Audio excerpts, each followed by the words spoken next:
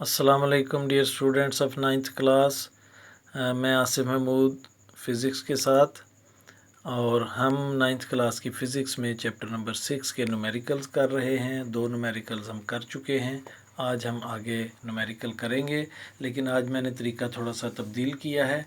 मैंने numericals solve कर दिए हैं और अभी हम उनको पढ़ेंगे और उनको समझेंगे। ये टाइम बचाने के लिए किया गया है। कहता है 6.3 से हम स्टार्ट करेंगे आज। A car weighing 12 kilonewton has speed of 20 metre per second, find its kinetic energy. तो एक कार है जिसका वेट 12 किलो न्यूटन है। किलो मीन 1000, 12,000 न्यूटन है, और उसकी वेलोसिटी 20 मीटर पर सेकेंड है। उसकी काइनेटिक एनर्जी हमने फाइंड करनी है। तो बड़ा मुख्तसर सा डाटा है, हम देखते हैं इसको। वेट, अब देखें वर्क भी W से है और वेट भी W से है, कैपिटल W से। हमें उसके यूनिट से पता चलेगा कि ये वर्क है या वेट है। तो ये चूँकि वेट है इसलिए न्यूटन में है, तो 12 किलो न्यूटन। अब 12 किलो न्यूटन को हम न्यूटन, क्योंकि स्टैंडर्ड फॉर्म में हमने यूनिट लेना होता है, तो 12,000 न्यूटन ये हो जाएगा वेट। वेलोसिटी है 20 metre per second. Kinetic energy हमने फाइंड करनी है।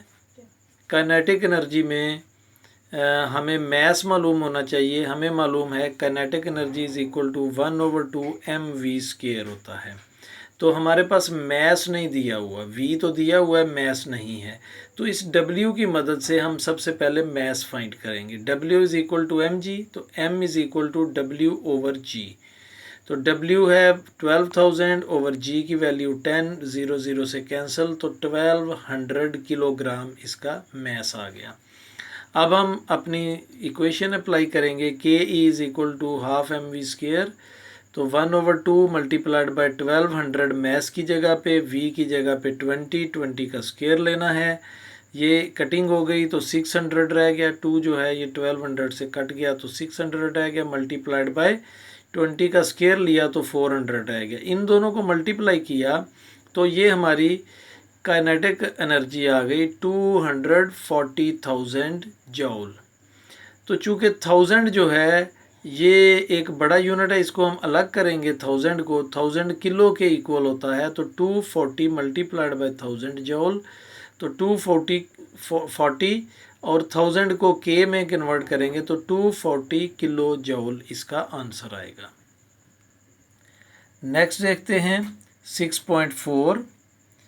अ 500 gram stone is thrown up with a velocity of 15 metre per second. एक पत्थर है जिसका मैस 500 ग्राम है और इसको 15 मीटर पर सेकंड की वेलोसिटी से ऊपर फेंका गया है।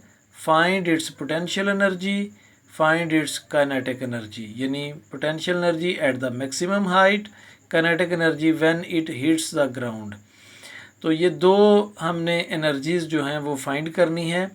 अब ये जहन में रखें कि जब कोई बॉडी, कोई चीज़ ऊपर फेंकी जाती है बुलंदी की तरफ, तो उसकी वेलोसिटी जब हम फेंकते हैं तो वो इनिशियल वेलोसिटी होती है, क्योंकि उसने एक हाईएस्ट पॉइंट पे जाके एक लम्हे के लिए स्टॉप करना होता है, तो उसकी Vf 0 हो जाती है। तो ये जो है ये Vi है 15 मीटर पर सेकेंड। दूसरी बात ये है कि जब किसी बॉडी को ऊपर फेंकें तो G की वैल्यू हमने लेनी होती है और वो नेगेटिव होती है। आइए इसका डाटा निकालते हैं।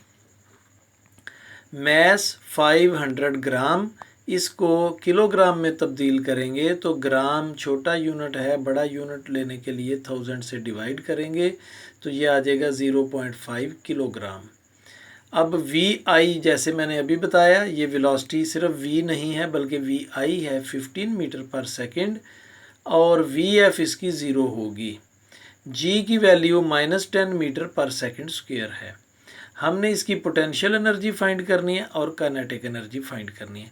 अब सबसे पहले पोटेंशियल एनर्जी अगर हम फाइंड करें तो पोटेंशियल एनर्जी की इक्वेशन आपको याद हो जानी चाहिए। PE is equal to mgh होती है, mgh। तो m हमारे पास है, g की वैल्यू हमें पता है, h हमारे पास नहीं है। तो सबसे पहले हम h फाइंड करेंगे Newton's third equation of motion के ज़रिए से। तो 2GH यानी 2AS होता है ना, third equation 2AS is equal to VF square minus VI square. तो A मीन्स एक्सेलरेशन, यहाँ ग्रेविटेशनल एक्सेलरेशन लेंगे, इसलिए A की जगह पे G लिखेंगे, और S की जगह पे S डिस्टेंस है, तो H भी एक वर्टिकल डिस्टेंस है, हाइट, तो इसलिए हम लिखेंगे 2GH is equal to VF square minus VI square. तो 2 की वैल्यू G की -10, H उसी तरह हमने फाइंड करना है VF square minus VI square. तो इनको जब हम कैलकुलेट करेंगे तो ये आ जाएगा -20H is equal to -225, minus minus से कैंसिल हो गया, तो H इज इक्वल टू 225/20। तो हाइट हमारे पास आ गई 11.25, इसके साथ मीटर भी लिखना है, इसके साथ हाइट आ गई मीटर। तो potential energy is equal to mgh, इनकी वैल्यूज़ पुट करेंगे, मैस है 0.5, जी की वैल्यू, एच की वैल्यू, इनको मल्टीप्लाई करेंगे तो 56.25, चूँकि एनर्जी है इसलिए उसका यूनिट जॉल हम लिखेंगे। दूसरे इसकी जो एनर्जी हमने फाइंड करनी है वो है काइनेटिक एनर्जी। तो K is equal to 1/2 mv square. तो 1/2 m की वैल्यू दी हुई है, v हमने वही वेलोसिटी लेनी है जो इनिशियल वेलोसिटी थी, तो 15 का स्क्वायर ले लिया, इन सब को जब कैलकुलेट किया तो वो आ जाएगी 56.25 जॉल। तो ये हमारे दो आंसर हैं, एक आंसर ये है और एक आंसर ये है। अब नेक्स्ट न्यूमेरिकल देखते हैं ज़रा तेज़ी से। On reaching the top of a slope 6 metre high, ये हाइट अब दे दी, एज यानी distance 6 metre from its bottom. A cyclist has a speed of 1.5 metre per second. एक साइकिलिस्ट है जो किसी चोटी की एक स्लोप की टॉप पे पहुंचता है, तो उसकी हाइट इतनी होती है और उसकी वेलोसिटी ये होती है। Find the kinetic energy and the potential energy of the cyclist, यानी साइकिलिस्ट की काइनेटिक एनर्जी और पोटेंशियल एनर्जी फाइंड करनी। The mass of the cyclist and his bicycle is 40 kilogram. तो साइकिलिस्ट और उसकी साइकिल का मैस जो है वो 40 किलोग्राम है। तो डाटा निकालते हैं, देखते हैं। Height 6 metre, velocity 1.5 metre per second, mass 40 kg, potential energy और काइनेटिक एनर्जी। पोटेंशियल एनर्जी आपने पहले लिखनी है क्योंकि क्वेश्चन में पहले आई है। तो पोटेंशियल एनर्जी और काइनेटिक एनर्जी हमने फाइंड करनी है, जी की वैल्यू में पता है 10 मीटर पर सेकंड है। तो kinetic energy is equal to 1/2 mv square, 1/2 40 उसका मैस है और v जो है वेलोसिटी है, इनको कैलकुलेट किया तो ये आ गया 45 जॉल। नेक्स्ट है हमारा पोटेंशियल एनर्जी। तो उसी इक्वेशन से mgh से, तो m मैस दिया हुआ है, g की वैल्यू में मालूम है, h की वैल्यू 6 है, इन सब को मल्टीप्लाई किया तो 2400 जॉल या 2400 जॉल, ये हमारा आंसर आया। तो आज के लिए इतना ही, इनकी आप प्रैक्टिस कीजिए और यही आपका होमवर्क है। बहुत शुक्रिया, अल्लाह हाफिज़।